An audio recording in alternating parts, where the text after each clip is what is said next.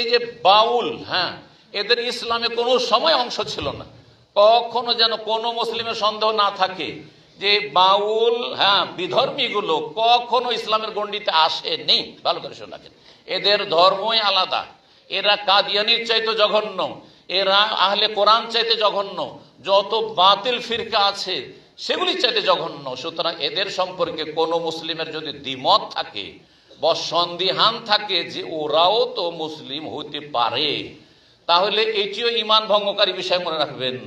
মাল্লাম ইউকাফির, হ্যাঁ হ্যাঁ, যে কাফেরকে তাকফির করবে না, হ্যাঁ, বা তাতে আওশাক্কাফিকো মাল্লাম ইউকাফিরুল মুশরিকিন, যে কাফের মুশরিককে কাফের মনে করবে না, বলে কাফেরকে কাফের বলা যাবে না। বাঙালি সমাজে একটা জেহালাত আছে না, যে কাফেরকে কাফের বলা যাবে না। তো এর অর্থ কি হয়? কাফেরকে মুসলিম বলতে হবে তাহলে, তাই না? এটাকে বলা হয় মফহুম মুখালেফ। এর বিরোধী অর্থ কি? কাফেরকে কাফের বলা যাবে না, হয় কাফের না হয় মুসলিম। তাহলে কি বলতে হবে? হিন্দুদেরকে মুসলিম বলতে হবে, তাই না? ওই রকমই বাউলকে আর কাদিয়ানিকে, আহলে কোরআনকে, এরাকে যারা বলছে আমরা হাদিস মানি না, কোনো ইবাদত করতে পারবে না, হ্যাঁ, যারা বলছে আমাদের নবী মির্জা গোলাম কাদিয়ানি, হ্যাঁ, এইসব বাউল ফাউল যতগুলি বাতিল ফিরকা রয়েছে, যাদের মধ্যে স্পষ্ট ঈমান ভঙ্গকারী বিষয় রয়েছে, অথবা ইসলামের গণ্ডিতেই কোনোদিন তারা আসেনি, নিকৃষ্ট, হ্যাঁ, তাদের ধর্ম হচ্ছে কুপ্রবৃত্তির অনুসরণ, তাদের ধর্মই হচ্ছে নোংরামি, তাদের সম্পর্কে যদি সামান্য একটু নম্রতা দুর্বলতা থাকে যে ওরাও তো মুসলিম হইতে পারে, তাহলে আপনি মুসলিম হননি, আপনি মুসলিম আও শাক্কাফি কুফরে।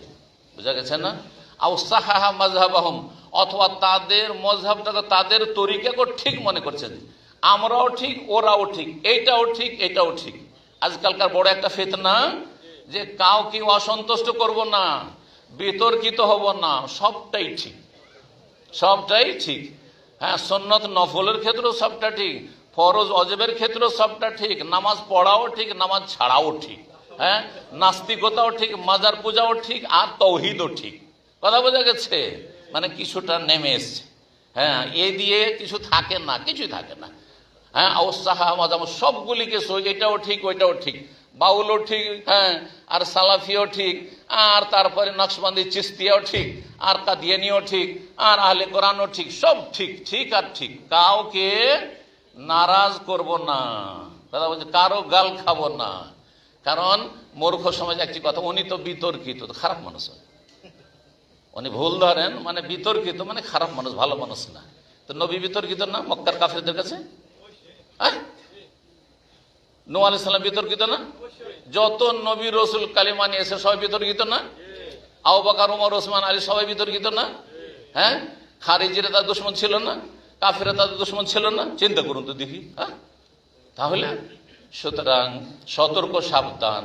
কখনো কাফেরকে যদি আপনি মনে করেন যে সে মুসলিম হইতে পারে অথবা ওইটাও ঠিক হইতে পারে, তাহলে আপনি মুসলিম হননি। নিজের ইমানটা রক্ষা করুন। কাফেরকে কাফের ইয়াকিন করা ফরজ, যেমন মুসলিমকে মুসলিম বলা ফরজ, মুসলিম বলে বিশ্বাস করা ফরজ। আল্লাহ যেন বোঝার তৌফিক দান করেন, আমল করার তৌফিক দান করেন, গুনাহ খাতা মাফ করেন। এই অল্প কথাতে আল্লাহ যেন বরকত দান করেন। অনেক বেশি শুনলেন কিন্তু আমল করলেন না, কোনো লাভ নেই। আল্লাহ যেন ফরজ ওয়াজিবের হেফাজতে তৌফিক দান করেন, শিরক বিদআত থেকে বেঁচে থাকার তৌফিক দান করেন, হারাম নাজায়েজ জীবনযাপন থেকে আল্লাহ যেন মুক্ত হওয়ার তৌফিক দান করেন, আল্লাহ ভালো কাজে অংশ নেওয়ার তৌফিক দান করেন।